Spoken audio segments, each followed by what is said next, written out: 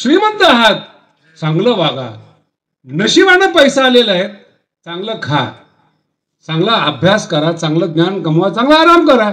दाखवण्यासाठी जगू नका, याला मूर्खपणा म्हणतात. शब्द दाखवण्यासाठी जगू नका. दाखवताय कोणाला? जरी 2 गोटे हातात घेतलेत. हा मी एक दृष्टांत तुमच्या पुढे मांडलाय. तुम्ही तुमच्या जीवनात अभ्यास करून पहा, तुम्ही कोणाला शायनिंग मारताय. काय काय लोक मला येऊन सांगतात, महाराज आपण सांगितलं ना आमका माणूस निवडून येणार आहे, नाही का? मला आपण सांगितलं ना आमका, मग तू का निवडून येत नाही? एवढे अक्कल आहे तर हा मूर्ख माणूस. याला कळतं ना कोण निवडून येणार आहे. एवढं ज्ञान जर तुझ्याकडे. जे खानदानी लोक असतात ना, तर धन दाखवत नाही, मान दाखवत नाही आणि ज्ञान दाखवत नाही. तुम्ही शेतकरी आहात, पेरलेलं जर उघडं ठेवलं ना, कोणत्याही स्त्रीने संन्यासाच्या साधूच्या मागे जाऊ नये, ज्ञानोबारांचं वचन आहे. मग तिने भक्ती करायची नाही का, परमार्थ करायचं नाही का? आपल्या नवऱ्याच्या मागे जाणं हीच भक्ती आहे. देव आपोआप भेटतो. तुम्ही विश्वनाथ दिनरंकमी, खूप गोड अभंग आहे तुकोबारायांचा.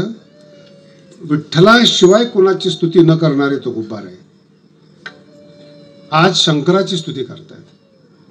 ती विशालता आहे अंतःकरणातली. जर तत्व तुम्हाला कळालं ना, तर नाव काय ठेवलं त्याला फार महत्व राहत नाहीत. किती लक्षात येते तुम्ही बघा. जर तत्वाचा साक्षात्कार झाला, तुम्हाला माती आहे हे तुम्हाला तत्व कळालं की ही माती आहे, मग तुम्ही तिला काही म्हणा, संस्कृतमधून बोला, मृद आहे, माती आहेत, अनेक भाषेमध्ये वेगळं वेगळं नाव आहे. नाव वेगळं आहे म्हणून मातीमध्ये बदल नाही. तसं तत्व ज्या संतांना कळालं ना, त्याचे नाव कोणतंही असो, हरिहरा भेद नाही, नका करू वाद. कोड शब्द आहे, वाद नका करू. ज्यांना तत्व कळालेलं नाही ना, तेच वाद करतात. वरचे लोक बसून एकत्रित राज्य करतात, कार्यकर्ते डोका पुढे करतात. आता तर ती पण पंचायत आहे म्हणा, नेमकं कुणाची. तत्व नाही कळालं ना, कुठेतरी कॉम्प्रोमाइज केलं पाहिजे.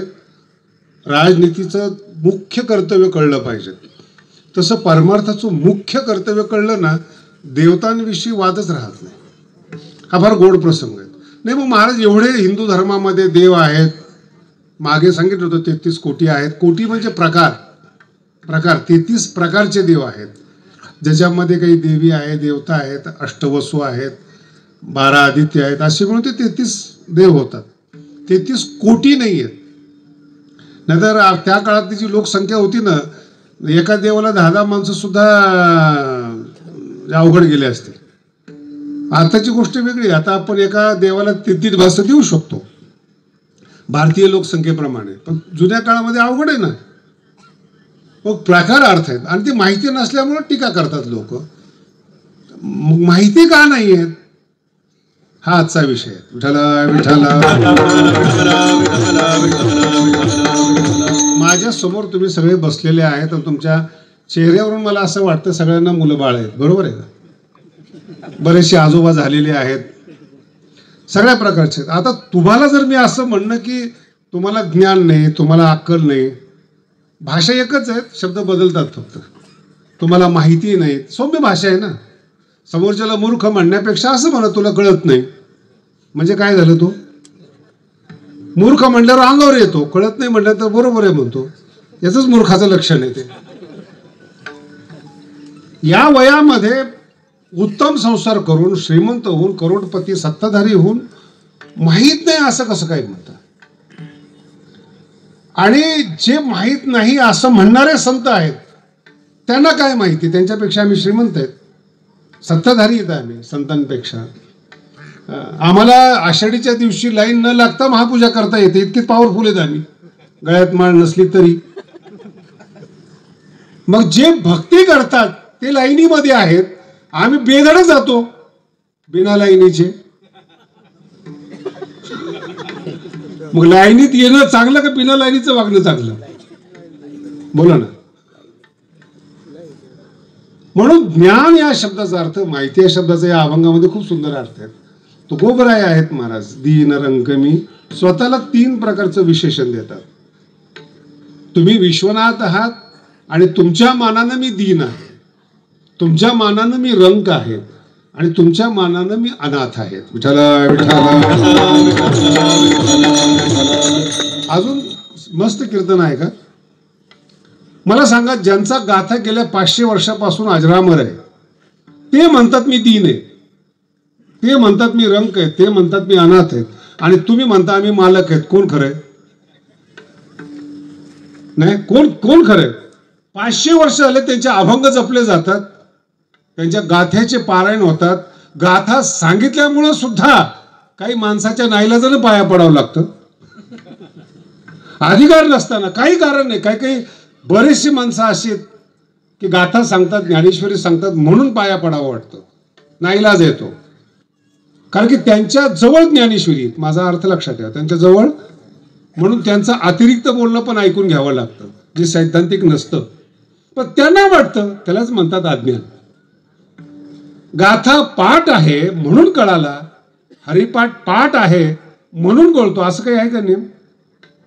लहान लहान मुलं बघा सकाळी सकाळी स्तोत्र म्हणतात, या देवी सर्वभूतेषु वगैरे वगैरे, कराग्रे वसते लक्ष्मी, सगळं म्हणतात. काय कळलं त्यांना? म्हणजे पाठ आहे. माझा अजून मुद्दा आहे का? पाठ आहे, कळत नाहीत. एवढं कळलं तर लय झालं तुम्हाला. कीर्तनकाराचे वाक्य सुद्धा काही काही पाठ आहेत, पण कीर्तनकाराला कळत नाही. जे मार्केटमध्ये चालतं ते वाक्य फेकायचे, ज्यांनी टाळ्या मिळतात, लोकरंजन होतं, लोकांना आवडतं ते वाक्य सांगायचे. माझा मुद्दा आहे का? पण नेमका जीवनाचा सिद्धांत काय त्याला माहिती असताना तो मूर्खात जगला नसता, कधी मूर्खाकडून सत्कार घेतला नसता, मूर्खांना मानलं नसतं. महाराज तुम्ही जरा जास्त बोलतायत, हा ज्ञानोबारांचा आदेश सांगतो मी तुम्हाला. मी फक्त ते ओव्या सांगत नसतो, पण माझे वाक्य जे असतात तर ज्ञानेश्वरीची सवय झालेली आहे मला. सत्काराची के गोठी, ज्ञानोबाराय म्हणतात, के आदरा देईल भेटी, मरणेसी साठी नमस्कारिता. हे लक्षण अशा माणसाचं आहे की जे बृहस्पती बरोबर आपल्या विद्वत्तेची तुलना करतात, ती माणसं सत्कार घेत नाही. मराठी कळते ना सगळ्याला? कोणते घेत नाही सत्कार? वाचस्पतीचे नि पाडे. काय शब्द आहे? देवाचे जे गुरु, देव नाहीत बरं का, देवांना शिकवणारा जो गुरु आहे त्याची जेवढी विद्वत्ता आहे तेवढी याची विद्वत्ता असते. काय शब्द आहेत ज्ञानोबा? सर्वज्ञता तरी जोडे परी. मूर्ख लोक आहेत. वेडीवे माझी दडे महिमे बेणे. तुम्हाला कळलं तर कळेल हळूहळू. वेडीवे माझी दडे, का दडे वेडीवे माझी दडे? मूर्खाला सांगता कुठं? गडावर एक कलेक्टर आला आणि आमच्या माणसाने दरवाजा नाही उघडला. त्याला मी सांगितलंय दरवाजा उघडत जाऊ नको, थोडं भगवान बाबांचे पाय ज्या गडावर लागले तिथं पाय पाय घेऊ दे ना. पण हे ज्यांना कळत नाही ते तिथून फोन करतात, आम्ही आलो गेट उघडायला सांगतात. तर मी त्याला सांगून ठेवलेलं आहे, आणि जर जबरदस्ती केली की दगड हातात घे, पुढचं मी बघून घे. आता तो आडणी आहे, त्याला आज्ञेप्रमाणे तो 2 दगड घेऊन उभा राहतो. आता समोरचा कलेक्टर आहे, मोठा माणूस आहे, याला काय घेणे? मराठी कळली का तुम्हाला? तुम्ही अधिकार संपन्न आहात, आड्याला का दाखवता? अजून कळते का नाही? तुम्ही अधिकार श्रीमंत आहात, तुम्ही जगा ना. तुम्ही ज्ञानी आहात, ज्ञानाचा आस्वाद घ्या. आज्ञेने लोकांना का सांगतो तुम्ही मी ज्ञानी म्हणून? गरिबांना का सांगतात मी अधिकार संपन्न आहे म्हणून? श्रीमंत आहात, चांगलं वागा. नशिबानं पैसा आलेला आहे, चांगलं खा, चांगला अभ्यास करा, चांगलं ज्ञान कमवा, चांगला आराम करा. दाखवण्यासाठी जगू नका, याला मूर्खपणा म्हणतात. शब्द दाखवण्यासाठी जगू नका. दाखवताय कुणाला? ज्यांनी 2 गोटे हातात घेतलेत. हा मी एक दृष्टांत तुमच्या पुढे मांडलाय. तुम्ही तुमच्या जीवनात अभ्यास करून पहा, तुम्ही कोणाला शायनिंग मारताय. काय काय लोक मला येऊन सांगतात, महाराज आपण सांगितलं ना आमका माणूस निवडून येणार आहे, नाही का? मला आपण सांगितलं ना आमका, मग तू का निवडून येत नाही? एवढे अक्कल आहे तर हा मूर्ख माणूस. याला कळतं ना कोण निवडून येणार आहे. एवढं ज्ञान जर तुझ्याकडे आहे, तू का माग असलेला आहे? तू का पाठीमागं चप्पल उचलण्यासाठी शिल्लक राहिलेलं आहे? आणि पुन्हा आमच्यावर शायनिंग. महाराज आपलं ज्ञान कोण म्हणतंय असं? आणि जे खानदानी लोक असतात ना, तर धन दाखवत नाही, मान दाखवत नाही आणि ज्ञान दाखवत नाही. तुम्ही शेतकरी आहात, पेरलेलं जर उघडं ठेवलं ना तर उगवत नाही. एवढं कळलं लोकांना तरी भरपूर झालं. ज्याला उगवायचंय त्याला झाकावं लागतं. धन झाका डबल होतं. नाही कळालं? ज्ञान झाका मूर्त ज्ञान हो. पिकल्या सेंद कडूपण पिकण्यासाठी तर आडीत ठेवा ना. मनात आडी आहे, पिकणार कुठून? ज्ञान पिकलं पाहिजे. एक ज्ञानवारांची ओवी अतिशय सुंदर आहे, मला फार आवडते ती. वैराग्याधिक तैसे, ज्ञानोबा म्हणतात वैराग्य नावाचा गुण आहे, ज्ञान गुण आहे, विवेक नावाचा गुण आहे. किती समजेल बघा तुम्ही. हे जे गुण आहेत ना ज्ञानोबा, ह्या असण्याला ज्ञानोबा म्हणतात किंमतच नाही. हे असले पाहिजेत, पण केवळ आहे म्हणून किंमत नाही. पिकलिया आत्मप्रकाश. तुम्ही समोर बसलेले आहेत ना, आता ह्या लाईटी आहेत म्हणून मी दिसतोय तुम्हाला, त्याला प्रकाश म्हणतात. आत्मप्रकाशामध्ये वैराग्य पिकलं पाहिजे, आत्मप्रकाशामध्ये विवेक पिकला पाहिजे.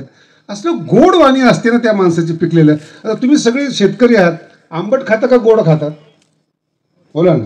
आणि गोड होण्यासाठी पिकण्याची वाट पाहावी लागते. कॉमन सेन्स आहे ना, सामान्य सिद्धांत आहे. पिकल्याशिवाय गोड लागत नाही. कितीही मोठं फळ असू द्या, आंबा कितीही मोठा असू द्या, आंबटच लागतो. पिकला ना एकदा तो, आणि पिकण्यासाठी उष्णता लागते. तसं गुरुकृपेची उष्णता, ज्ञानाची उष्णता लागली ना, मग विवेक पिकतो. विठ्ठला विठ्ठला. पुढचा टप्पा. आणि ज्याचं ज्ञान पिकलेलं आहे, वैराग्य पिकलेलं आहे, विवेक पिकलेला आहे, त्याच्या जवळ बसा महाराज. नुसतं जवळ बसा, त्याची शांती तुमच्या अंतःकरणात प्रवेश करते. त्याला संत संगती म्हणतात. जया संगे ब्रह्म भावो ववे ऐका भ्रांतासही. भ्रांत म्हणजे वेडा, भ्रांतियुक्त असणारा माणूस साधूच्या संगतीमध्ये बसला ना, त्याला सुद्धा ब्रह्मभाव होतो की आपण चांगले आहोत, आपण सुखी आहोत. संतांच्या सानिध्यामध्ये पिकली आत्मप्रकाश आहे. विवेक कमवलाय पण तो कच्चा आहे. वैराग्य तुमच्याकडे आहे पण नावं ठेवण्यासाठी आहे. मी ज्ञानी आहे सामान्य लोकांना दाखवण्यासाठी. पिकली आत्मप्रकाश हे कळत नाही. तुम्ही फक्त गोड ऐकताय याची मला जाणीव आहे. तुम्हाला काय माहिती आत्मप्रकाश म्हणजे काय? बुवा लोकांना माहिती, तर तुमचा काय संबंध आहे? आत्मप्रकाशात विवेक पिकवला जातो. हा शब्द तुम्ही आजपर्यंत ऐकला का कुठं तुमच्या आयुष्यामध्ये? तुमचं वय बघा. विवेक पिकावा लागतो, वैराग्य पिकावं लागतं, आत्मप्रकाशात पिकावं लागतं. का नाही ऐकले? ज्ञानेश्वरी ऐकले नाही म्हणून नाही ऐकले. ओवी आहे. आत्मप्रकाशात विचार पिकले पाहिजे. काही काही संसारातले म्हातारे भाव डॉक्टर असतील, वकील असतील, जे तृप्त झालेली माणसं आहेत, पिकले म्हणतो आम्ही त्यांना. कितीही मोठं संकट घेऊन जात त्यांच्याकडे स्मित हास्य करतात. असं आहे का? ठीक आहे, आपण बघू. विश्वास आहे तो. तुमच्यावर आलेलं संकट त्याचा तोड माझ्याकडे आहे. कितीही ऍक्सिडेंट झालेला मनुष्य असू द्या आणि अनुभवी डॉक्टर असू द्या, कधी घाई करत नाही. पहिलं तो पूर्ण बॉडी तपासतो. आलेलं इंजेक्शन देत नाही, नाही का? आलेल्या पैशाचा पण हिशेब नसतो. आलाय ना, जीव आलाय ना, पूर्ण बघू द्या किती ठिकाणी लागलेत, कुठं लागलेत, काय करायला पाहिजे, सगळं चेक करतो. याला म्हणतात निरीक्षण, परीक्षण करतो. आणि मग निर्णय घेतो किंवा असं असं करावं लागेल, तुमची इच्छा. एखाद्या साधूकडे जर तुम्ही गेल्या गेल्या म्हणत नाही जातेला कल्याण, लगेच आशीर्वाद देत नाही. दिला ना, तुमच्यातला चॅप्टर माणूस साधू झाला म्हणून समजा.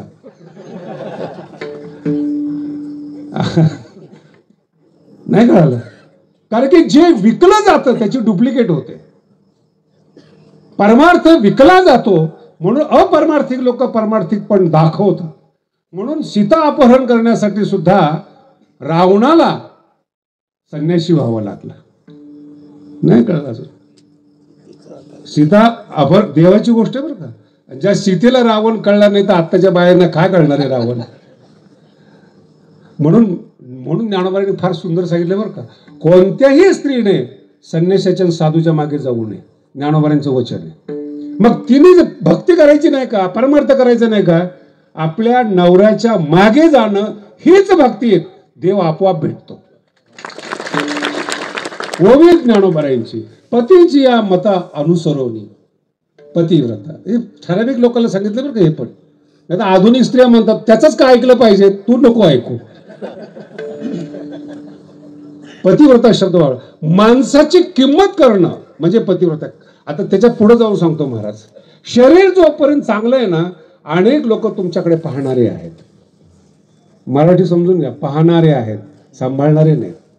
आणि तुम्ही कसेही असा, सांभाळणारा जो असतो त्याला पती म्हणतात. कसेही असा तुम्ही, नाही स्वयंपाक करता आलं, नाही कळालं, अति कळालं, तरी पतीचा धर्म आहे पत्नीला सांभाळणार. नसेल पण सांभाळतो. आणि कुंकू त्याच्या नावाचं असतं. टिकली मी नाही सांगू शकत, तर टिकली. आणि आता तर लावतच नाहीत, टिकली पण नाही आणि कुंकू हा तर प्रकारच निघून गेलेला आहे कुंकूचा. जुन्या बाया जर पाहायला मिळाल्या आणि ते मोठं कुंकू पाहिलं ना, खूप समाधान वाटतं महाराज. ही बाई तेजस्वी आहेत, निष्ठेनं जगलेली आहेत, म्हणून हिच्या म्हातारपणात तेज आलेले आहेत. टिकली या नवऱ्याबरोबर ती भीत नाही कुणाला. जी बाई एक निष्ठ राहते ना, भीतच नाही कुणाला, पापच केलं नाही तिने, कुणाला घाबरेल. मराठी कळली का? ज्या माणसाने चुकाच केल्या नाही, काय करणार आहे एसपी, सरकार काय करणार आहे? अरे जे चुकलं त्यांना पकडण्यासाठी ना, चांगल्या माणसासाठी पोलीस नाही आहे. तुम्हाला कळतंय? चांगल्या माणसासाठी यम नाहीये चांगल्या माणसासाठी. मग घाबरतो कोण मरणाला? चुकाच केलेल्या आहेत त्यांनी. परमार्थाचा बाजार केलाय, बाजारात परमार्थ केलाय आणि आयुष्याचा गोंधळ केलाय. त्याच्या अंतःकरणाला भीती वाटते. भीती म्हणजेच यम. कळलं तुम्हाला? यम हा काही वेगळा नाहीये, भीती म्हणजेच यम. काहीच केलं नाही त्यांनी, भीती नाही वाटत महाराज. मध्यंतरी एक अशी घटना घडली, माझी क्लिप व्हायरल झाली टीव्हीला. मला ती पोरं आमची पळत पळत आली, महाराज तुमची क्लिप व्हायरल झाली. टेन्शन घेऊ नको, कुणाला तरी शिव्या दिल्या असतील. आत्मविश्वास काय म्हटलं मी त्याला, दिले असतील कुणाला तरी शिव्या. कारण की याच्या अतिरिक्त मी सामान्य माणसाला काहीच बोलत नाही. भ्यायची गरज. चूकच केली नाही तुम्ही, किती क्लिपा व्हायरल होऊ द्या, पाप जर केलं नाही तर घाबरणार कुणाला महाराज. चूक जर केली नाही, हे परमार्थ आहे बरं, याला म्हणतात परमार्थ. आणि त्याच्या पुढचा टप्पा सांगतो, जे चूक करत नाही ते देवाला घाबरत नाहीत. जर चूक केली नाही तर देव तरी शासन काय करणार तुम्हाला? कशामुळे शासन करणार? तुम्ही सगळे पोरा बाळाचे बाप आहेत. पोरग चुकलंच नाही, खवळणार का तुम्ही त्याच्यावर? आणि पहिला नंबर आला आणि जास्त खेळलं, तुम्ही काय म्हणणार? अजून खेळ. टार्गेट पूर्ण केले. शाळेत पहिला नंबर आहेत, तुम्ही मागाल ते वस्तू बाप स्वतःला घाण ठेवून आणून देईल, जर पोरग शाळेत पहिला नंबर असेल तर. माझा शब्द. आणि परमार्थात जर तुम्ही एकनिष्ठ असाल ना, जग तुमच्या पायाशी आणून देईल. त्याला भगवंत म्हणतात, संत म्हणतात. मागा फक्त तुम्ही. याचा पुन्हा सिद्धांत विसरू नका, चांगलं वागाल तर, हे विसरू नका. जर चांगलं नाही वागलात, भिकारीच पहिल्या चरणात सांगतात. तुम्ही विश्वनाथ, तुम्ही विश्वनाथ, नाथ तुम्ही विश्वनाथ, तुम्ही विश्वनाथ. दीनराग मी अनाथ, दीनराग मी अनाथ, कृपा कराल ते गोडी गोडी, कृपा कराल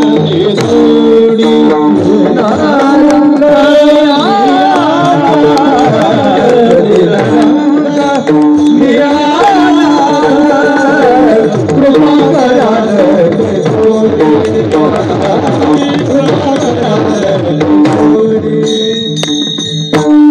गोष्ट ज्ञानेश्वरीच्या माध्यमातून सांगतो तुम्हाला. माझ्या समोर तुम्ही लोक बसलेले आहात, ठीक आहे, तुम्ही जसं जीवन जगता तसं चांगलं आहे. पण जर तुमच्याकडे पैसा आहे, बंगला आहे, गाडी आहे, तर मग तुम्ही सामान्य वाहनात बसणार नाही. शब्द कळाला? सामान्य वाहनात बसणार नाही. आता प्रश्न असा आहे, ते कमवायचे का आहेत, हा प्रश्न महत्वाचा आहे. आहे तुमच्याकडे, सामान्य जेवण जेवणार नाही. ज्ञानोबांचा एक शब्द इतका गोड आहे महाराज, आपुलेनी नागरपणे जो इंद्र भुवनाते पावळ म्हणे. मराठी आहे का बरं का? आपुलेनी नागरपणे, आपल्या आतल्या सौंदर्याने प्रत्येक शब्द टिपण्याचा प्रयत्न करा. आपल्या आतल्या सौंदर्याने, श्रीमंतीने, आपुलेनी नागरपणे इंद्रभुवना ते पाबळ म्हणे.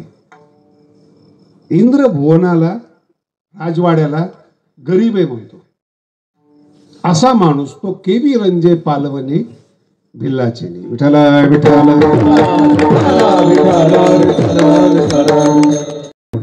कोण? इंद्रभुवना ते पाबळ म्हणे. पाबळ गरीब, तो केवी रंजे पालवणे भिल्ला. हे समजण्यासारखं आहे. संत सामान्यामध्ये राहतात पण विद्वान लोकांना जवळ करत नाहीत. ज्ञानोबरायांनी गरीबातल्या गरीब माणसांना जवळ केलं, विद्वान ज्ञानोबरा जवळ नाही आले. अभ्यास करून पहा. विद्वानाच्या डोक्यात हजार शंका. हे ज्ञान त्यांचंच आहे का? ज्ञानोबराबद्दल हे आशेच का? बर ज्ञान पहा ना. चांगदेवासारखा माणूस म्हणतो जो चमत्कार मला येत नाही तो त्यांना कसा काय येतो? वयात लहान आहे. मराठी कळून घ्या, वय लहान आहे. मग याचा अर्थ कळला ना तुम्हाला? तुम्ही स्वतःला मोठे समजता, हे तुमचं लहानपण आहे. जर तुम्ही मोठे आहात, हेवी रंजे पालवणे, तुम्हाला सांगायची गरज नाही हो, श्रीमंत आहात म्हणून. तुमच्या मेंदूमध्ये तुम्ही स्वतःला मोठं समजता, आहात लहान. ज्ञानोबांनी खूप सुंदर ओवी लिहिली याच्याबद्दल. चुकली ज्ञाने जेथ मिळो आली. 9व्या अध्यायामध्ये ओवी, चुकली ज्ञाने. कधी ऐकले शब्द? ज्ञान देखील चुकतं.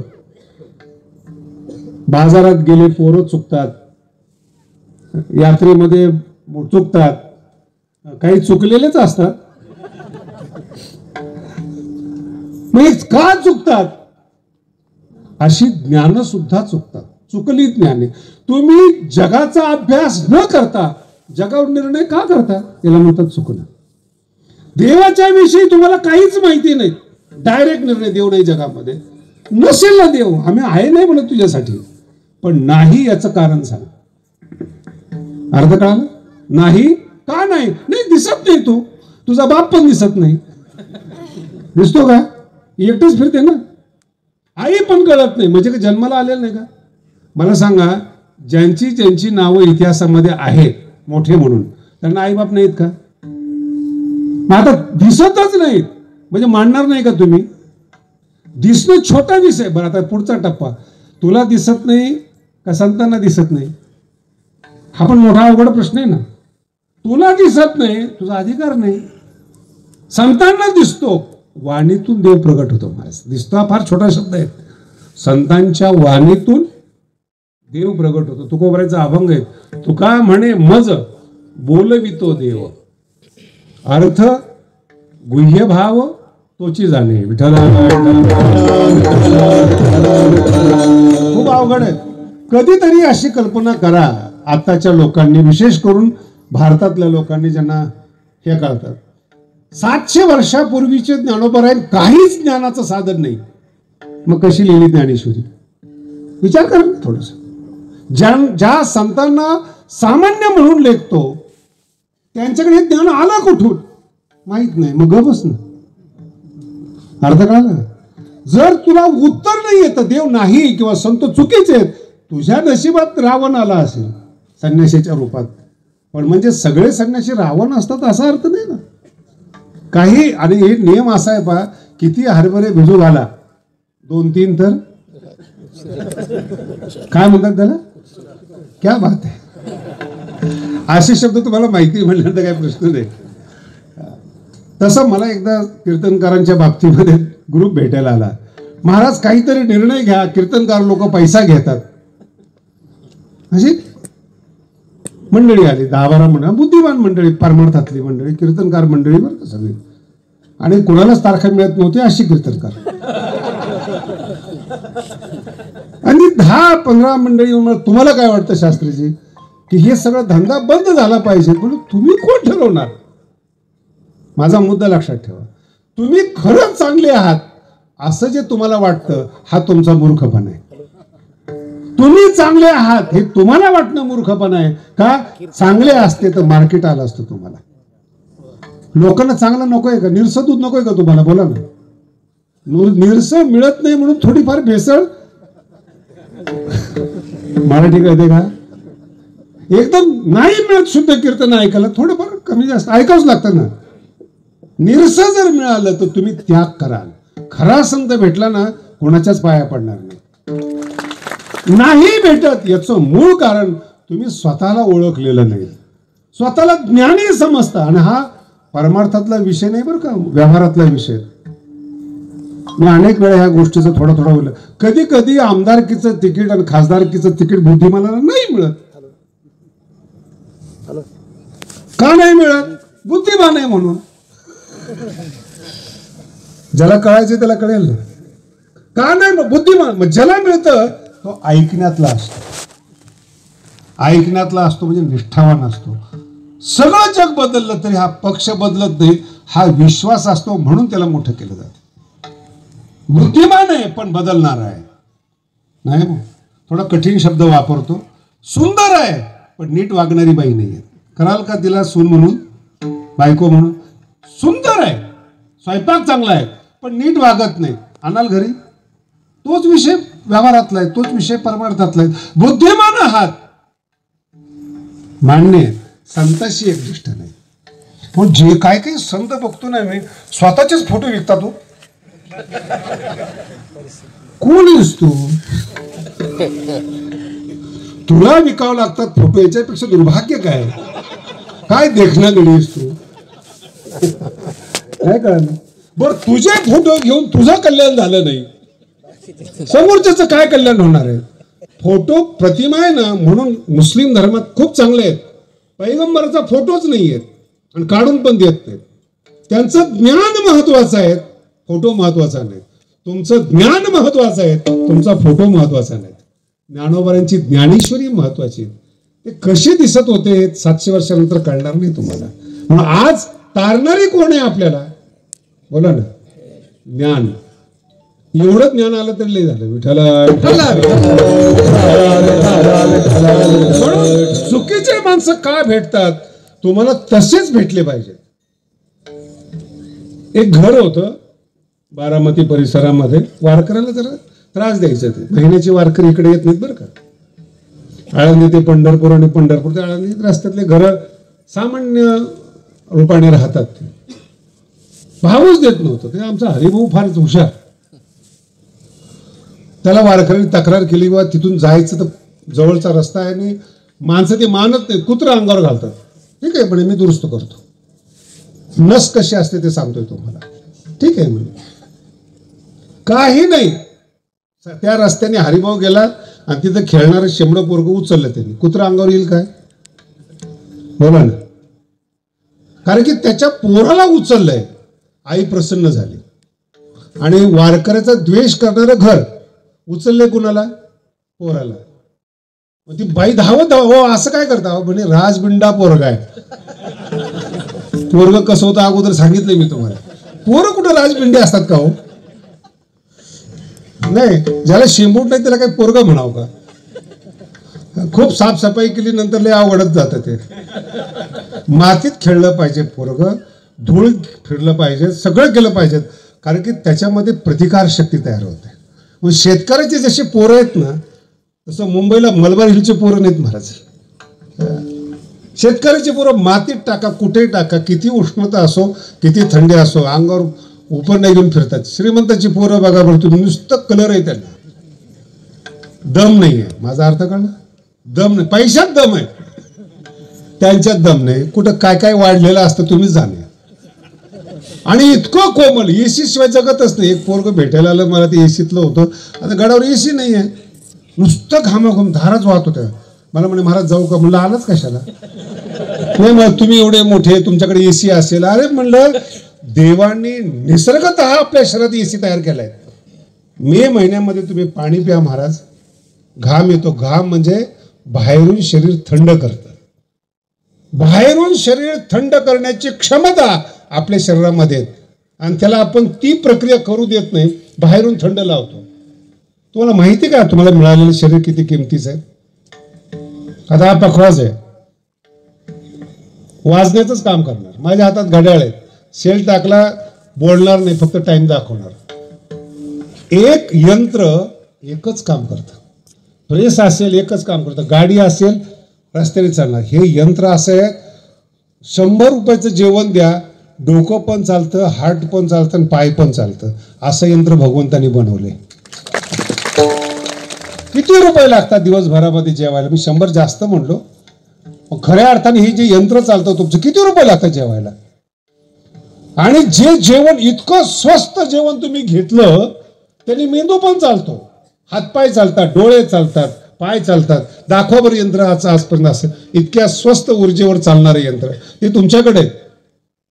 भगवंताने तुम्हाला दिलेलं यंत्र, अक्कल नाही ना वापरायची, नको त्या ठिकाणी. म्हणून तो आलेला मनुष्य आहे, त्याला कळलं पाहिजे, त्याच्या नसा कळल्या पाहिजे. शेमड्या पोराला जर राजबिंडा म्हणलं की ती बाई प्रसन्न झाली. हरिभाऊला म्हणली या बसा बस. नाही मी ज्योतिषी बने, मी असं कुठेही पाणी पित नाही. नाही पण माझ्या पोराचं भविष्य, कोणत्या पोरं आईला असं वाटतं माझं पोराचं भविष्य कळवू नये? सगळंच वाटतं. गेलं बसलं, दुधाचा चहा, सगळं जेवण, नुसतं बघत होतं बरं का. आमच्या हरिभाऊला ज्योतिष म्हणतं काहीच कळत नव्हतं, नुसतं बघायचं. हात झालं की पाय, पाय झाले की डोकं, डोकं झालं की मग ते बऱ्याच वेळ म्हणलं तुम्ही काही सांगत का नाही? किती अभ्यास करावा. पायावर शंख चक्र आहेत, हातामध्ये शंख चक्र आहेत, विष्णूच जन्माला आले तुझ्या घरात. ती म्हणली मी आता पुरणपोळी करते, खाऊन जा. ते म्हणजे करू काहीच नको, पण हे पोरग जर मोठं व्हावं असं वाटलं ना, येणाऱ्या जाणाऱ्या वारकऱ्याला जीव घालत जा, पोरग मोठं होईल.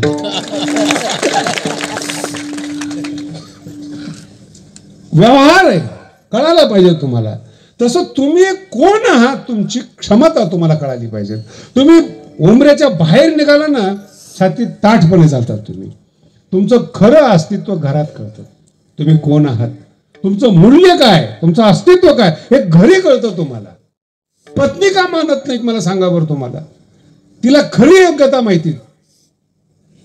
जर पत्नी सन्मान करत असली तर तुमचा गाव सन्मान करेल महाराज. मुलगा जर सन्मान करत असेल ना तुमचा, माझा बाप अतिशय देव, जग सन्मान करेल तुमचा.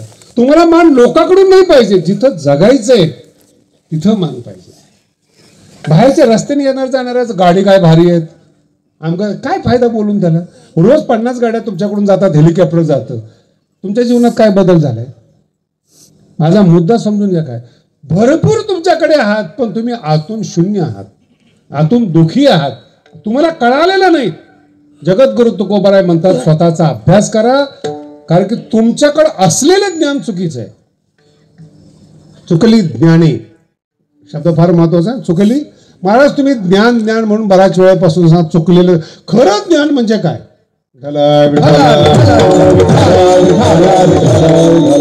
पूर्ण पृथ्वीवर अशी व्याख्या देत महाराज ज्ञानाची, पूर्ण पृथ्वीवर. तसे ज्ञानोबा ज्ञानाची व्याख्या करतात. जेथ न पाहता भेटे आपण पे, ते ज्ञान पैगाबर रे. काय ज्ञानोबारांचे शब्द आहे? जेथ, ओवी पाठ करा, कीर्तन भरपूर ऐकताय तुम्ही. जेथ न पाहता भेटे, न पाहता भेटे. कोण भेटे? स्वतःला. माझ्या समोर तुम्ही कीर्तन ऐकता, तुम्ही जिवंत आहेत का मेलेले आहेत? बोला ना. आता मी तुम्हाला दुसरा, जिवंतपणा म्हणजे काय बोला ना. आज तुमचं कीर्तन ऐक तुम्ही जिवंत आहात, मग सांगा जिवंतपणा म्हणजे काय? हात कापला तुमचा तरी तुम्ही जिवंत आहे, पाय कापला, डोळा गेला तरी जिवंत. ही जिवंतपणा म्हणजे काय? श्वास घेणं, घेणारा कोण आहे? नाक आहे ना, नाक येतो तुम्हाला, कान येतो तुम्हाला, डोळे येतात तुम्हाला. मग आतला जो आत्मा आहे तो जिवंत दिसला का तो? बोला ना. तुमच्या जिवंतपणाला तुम्ही भेटला का, याचं उत्तर ज्ञानेश्वरी. का ज्ञानेश्वरी वाचाय? तुमच्या जिवंतपणाला तुम्ही भेटताय. मी पुन्हा सांगतो, जेथ न पाहता भेटे. भेटे शब्द आहे कोण? आपण नपे. मी मला भेटलो.